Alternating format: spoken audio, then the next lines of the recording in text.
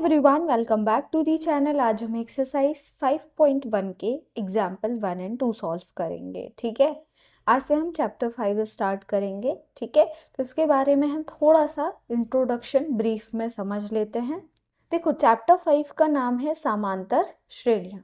ठीक है, समांतर श्रेणी क्या होती है? ऐसे नंबरों की एक सीरीज होती है जिनमें एक फिक्स्ड नंबर का डिफरेंस होता है। For example 1, 2, 3, 4, 5। ठीक है, ये इनफाइनाइट तक भी जा सकती है या फिर 1, 2, 3, 4, 5 और ये 10 तक भी जा सकती है। इसको हम क्या बोलते हैं? अपरिमिति समांतर श्रेणी, और इसको बोलते हैं परिमिति समांतर श्रेणी। परिमिति मतलब जिसका अंतिम पद हमें दिया हुआ होता है, और जिसका अंतिम पद हमें नहीं दिया होता उसको हम बोलते हैं अपरिमिति प्रकार की समांतर श्रेणी। ठीक है, अब ये समांतर श्रेणी कैसे है हम जान लेते हैं। सभी नंबरों के बीच में एक ही फिक्स्ड नंबर का डिफरेंस होगा। जैसे कि 2 में से जब हम 1 को घटाएंगे हमें आंसर क्या मिलेगा? 1। 3 में से जब हम 2 को घटाएंगे आंसर क्या मिलेगा? 1। या हम कह सकते हैं 1 और 2 के बीच में 1 नंबर का डिफरेंस है, 2 और 3 के बीच में 1 नंबर का अंतर है, 3 और 4 के बीच में भी 1 नंबर का अंतर है, 4 और 5 के बीच में भी 1 नंबर का अंतर है। ठीक है, मतलब देखो फिक्स्ड नंबर का अंतर है, एक विशेष नंबर का। एक एक एक एक सभी में एक एक आ रहा है। ऐसा नहीं कि यहाँ 1 आ रहा है, यहाँ 2 आ रहा है, यहाँ 3 आ रहा है, अलग अलग नहीं आ रहा है, एक ही नंबर का अंतर है। ठीक है, इसको हम क्या बोलते हैं? सर्वांतर। इसको हम क्या बोलते हैं? सर्वांतर, और इसको हम डी से डिनोट करते हैं। ठीक है, और इसकी जो पहली टर्म होती है, इसका जो पहला पद होता है उसको हम ए कहते हैं, और इसका जो अंतिम पद दिया होता है उसको हम एल से डिनोट करते हैं। ठीक है, और हम डिटेल में जब इनके क्वेश्चंस और एग्जाम्पल सॉल्व करेंगे तब हम समझ लेते हैं। ठीक है, तो पहला एग्जाम्पल है, उदाहरण 1 है, ए पी 3/2, 1/2, -1/2, -3/2 के लिए प्रथम पद ए और सार्वंतर डी निकालिए। तो अभी मैंने बताया डी हम कैसे निकालते हैं। ए तो हमें क्लियरली दिखता है, क्या है? 3/2। इसका डी हम कैसे निकालेंगे? जो दूसरा पद है 1/2, इससे पहले पद को माइनस कर देते हैं 3/2। ठीक है, इसका अगर हम फॉर्मूला देखें तो क्या होता है? A2 - A1, और अगर हम इन दोनों को माइनस करते हैं तो A3 - A2, मतलब जो पिछला वाला टर्म होता है उससे आगे वाले टर्म को हम माइनस कर देते हैं। ठीक है, एलसीएम आ जाएगा 2 -1, सॉरी 1 -3, आंसर -2/2। यहाँ पे भाग देंगे तो -1, मतलब डी कितना आ रहा है? -1। इसका डी कितना आ रहा है? -1, और ए कितना आ रहा है? 3/2।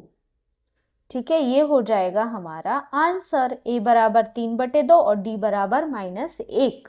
ठीक है, नेक्स्ट एग्जाम्पल करते हैं। संख्याओं की निम्नलिखित सूचियों में से कौन से एपी नहीं है? यदि इनमें से कोई एपी है तो उसके अगले 2 पद लिखिए। हमें बताना है कौन कौन सा एपी है, कौन कौन सा एपी नहीं है। ठीक है, तो पहला हम क्वेश्चन देखते हैं इसके लिए।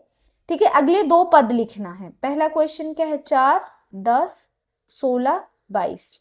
ठीक है, देखो हम सबसे पहले डी निकाल लेते, डी से ही पता चलेगा कि ये एपी है या नहीं है। सेकेंड टर्म क्या है? 10। फर्स्ट टर्म क्या है? 4, -4 कर देंगे, आंसर क्या आ जाएगा? 6। अगर हम इन दोनों को माइनस करें तो थर्ड टर्म क्या है? 16, और सेकेंड टर्म क्या है? 10, मतलब 16 के आगे क्या लिखा है? 10, तो 16 - 10 क्या आ जाएगा? 6। कितना आ रहा है? 6 आ रहा है डी हमारा। ठीक है, दोनों में डी फिक्स्ड आया, मतलब कि ये एपी है। ठीक है, तो सबसे पहले हम आंसर में क्या लिखेंगे? यह समांतर श्रेणी है। ठीक है, अब इसने क्या कहा? अगले 2 पद लिखिए। देखो 4 में हमने +6 किया तो 10 मिला, 10 में +6 किया 16 मिला, 16 में +6 किया 22 मिला। अब अगले 2 पद चाहिए तो 22 में +6 करेंगे, अगला नेक्स्ट पद क्या हो जाएगा? 28। 28 में +6 करेंगे तो कितना आ जाएगा? 34। तो हमें अंतिम अगले दो पद मिल गए। ठीक है, आंसर क्या लिख देंगे, अगले दो पद क्या हो जाएंगे, 28 और 34। ठीक है, वैसे ही हम दूसरे वाले को चेक कर लेते हैं। 1 -1 -3 -5, यहाँ पर भी हम सिर्फ डी निकालेंगे। सेकेंड टर्म क्या है, -1, फर्स्ट टर्म क्या है 1, तो -1 आ जाएगा। -1 -1 -2। एक बार और चेक कर लेते हैं। थर्ड टर्म क्या है, -3, और इसके आगे क्या लिखा, -1, तो -1 -3, माइनस का माइनस से मल्टीप्लीकेशन होगा, +1 -3 +1, आंसर क्या आ जाएगा, -2। यहाँ पर भी -2 आया, यहाँ पर भी -2 आया, मतलब सार्वांतर डी दोनों का सेम है, तो ये भी एपी है। ठीक है, तो हम यहाँ लिखेंगे यह समांतर श्रेणी है। अगले दो पद क्या हो जाएंगे, देखो आंसर क्या आ रहा, -2, मतलब 1 हमने 1 से -2 घटाया तो हमारा -1 आया। -1 में हमने फिर -2 किया तो -3 आया। -3 में हमने -2 किया तो -5 आया। वैसे ही अगला टर्म निकालने के लिए -5 में -2 करेंगे, आंसर क्या आ जाएगा, -7। फिर -7 में -2 करेंगे, आंसर क्या आ जाएगा, -9। मतलब अगले दो पद क्या हो जाएंगे, -7 और -9। ठीक है, अब हम थर्ड क्वेश्चन करते हैं। देखो इसको सॉल्व करते हैं, सॉल्यूशन। यहाँ पर भी हमें सिर्फ डी निकालना है। डी देख लेते हैं। पहले सेकेंड टर्म क्या है 2, फर्स्ट टर्म क्या है -2, तो -2, आंसर क्या आ जा रहा है 2, माइनस का माइनस में मल्टीप्लीकेशन होगा प्लस, और 2 और 2 4। ठीक है, अब जब हम इस थर्ड टर्म से सेकेंड टर्म को माइनस करेंगे तो देखो क्या आता है। थर्ड टर्म क्या है, -2, इसके आगे वाला टर्म क्या है 2, -2, आंसर क्या आ रहा है, -4।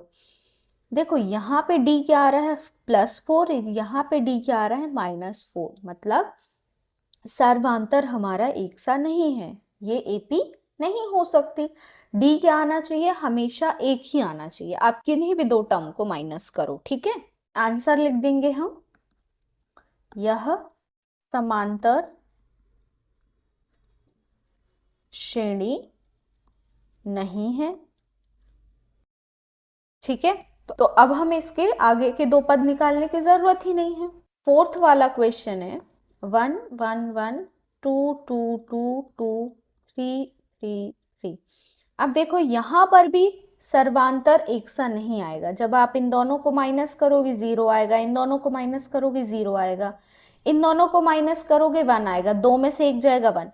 फिर आप दो में से दो को माइनस करोगे 0 आएगा, दो में से दो को माइनस करोगे 0 आएगा, फिर आप 3 में से दो को माइनस करोगे 1 आएगा, फिर 3 में से 3 को माइनस करोगे 0। मतलब इसका जो डी है वो चेंज हो रहा है, कभी 0 आ रहा है, कभी 1 आ रहा है, मतलब यह भी समांतर श्रेणी नहीं है। तो हम यहां लिखेंगे यह समांतर श्रेणी नहीं है। आए समझ में? तो ये थे हमारे एग्जाम्पल 1 और 2। अगर आपको वीडियो पसंद आया हो तो अपने दोस्तों के साथ जरूर शेयर करिएगा एंड चैनल को भी सब्सक्राइब करिए। Thank you for watching this video. मिलते हैं नेक्स्ट वीडियो।